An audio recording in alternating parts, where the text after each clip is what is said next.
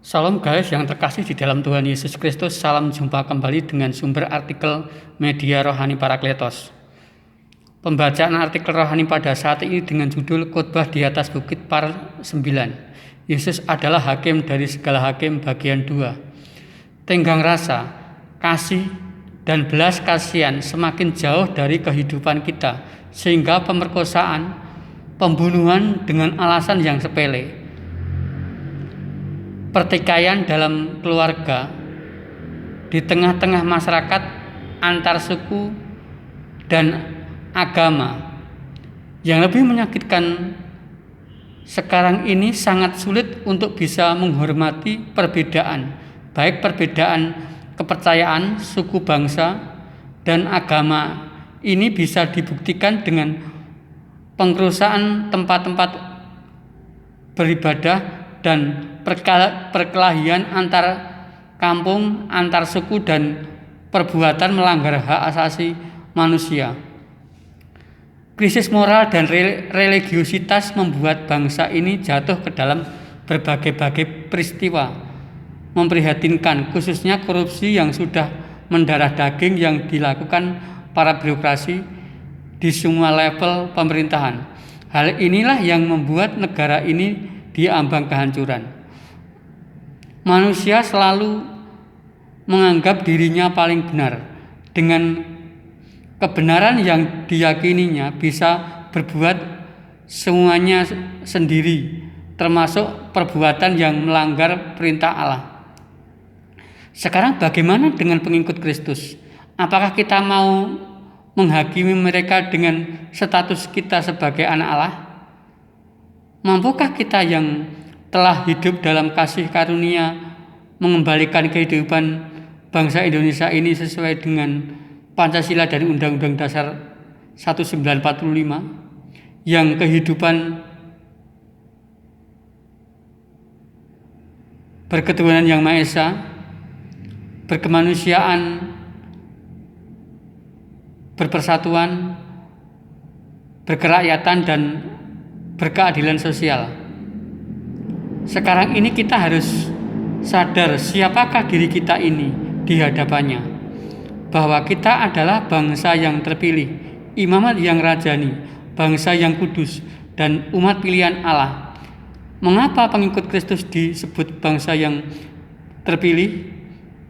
Karena setiap orang yang percaya dan mengaku Kristus adalah Tuhan dan Juru Selamat dikhususkan dan dijadikan yang istimewa dibandingkan dengan yang lain. Senada dengan amanat agung Kristus, pergilah kamu ke seluruh dunia, jadikanlah semua bangsa muridku, baptiskanlah semua dalam nama Bapa, Anak, dan Roh Kudus. Imamat yang rajani. Sebagai pengikut Kristus, kita juga disebut imam juga.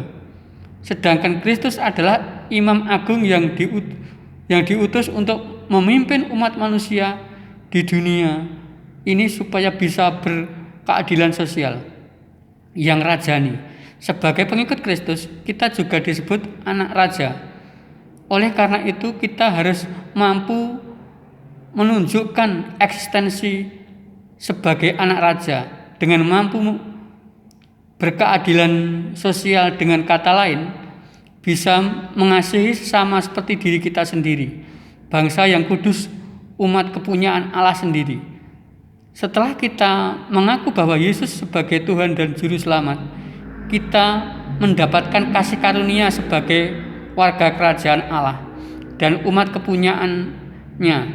Untuk itu jangan sampai melakukan hal-hal yang melebihi wewenangnya,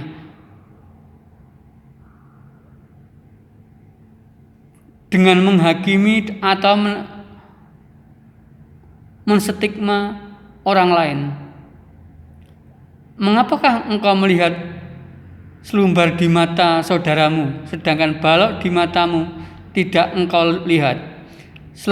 Selumbar dan balok adalah sesuatu yang negatif yang ada pada diri sendiri dan orang lain. Dosa yang menyebabkan manusia berbuat yang demikian. Kita dapat melihat kelemahan keburukan sampai yang terkecil dalam diri orang lain. Namun sebaliknya kita tidak bisa melihat kelemahan dan keburukan diri kita sendiri. Padahal sesuatu yang buruk yang menghinggapi diri kita sangat besar. Balok mewakili persoalan hidup, keinginan daging yang kita miliki yang menghambat pertumbuhan iman kita kepada Allah dan kegiatan sosial yang akan kita lakukan. Mengapa kita tidak mampu melihat balok yang mendera hidup kita? Karena dosa dan pelanggaran yang kita lakukan. Supaya kita bisa melihat balok yang ada dalam kehidupan kita, maka pertobatan kepada Allah adalah suatu yang mutlak, harus dilakukan, sehingga seperti yang dikatakan Rasul Paulus, hidupku bukannya aku lagi.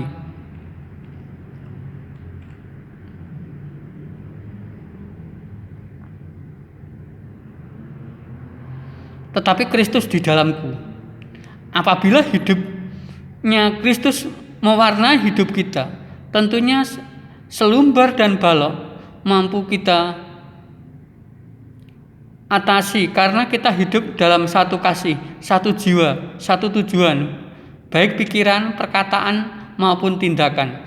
Hanya oleh terang Kristus dan Roh Kudus kita dapat melakukan semua itu, dan segala sesuatu diawali dari diri kita untuk selalu berkompetisi untuk menjadi teladan dan bekerja bagi Kristus.